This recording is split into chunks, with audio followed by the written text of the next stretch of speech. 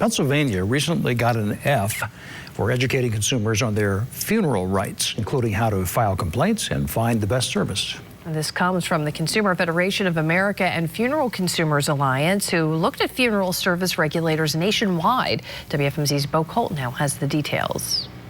Kevin Reichel has been director of the Reichel Funeral Home in Northampton since 1981, and he knows the complication death gives grieving families. There's so much information that I think it's very confusing. But crucial consumer information on Pennsylvania State Board of Funeral Directors' website is missing, according to the Consumer Federation of America and the Funeral Consumers Alliance.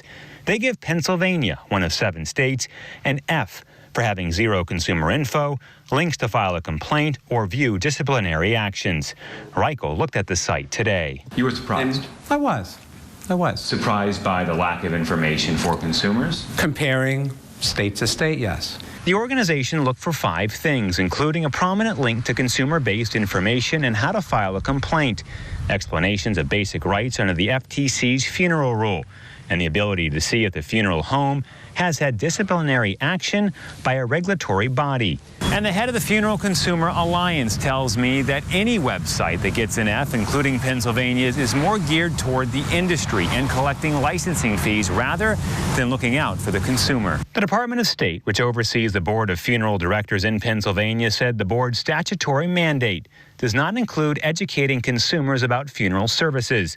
The goal of the website is to provide information to future and current licensees. But Reichel says there is strong oversight on individual funeral homes, a price list, FTC disclosure form, and embalming authorization process are required. And he gives this advice when looking. We recommend shopping and comparing funeral homes. Bo Colt now, 69 News.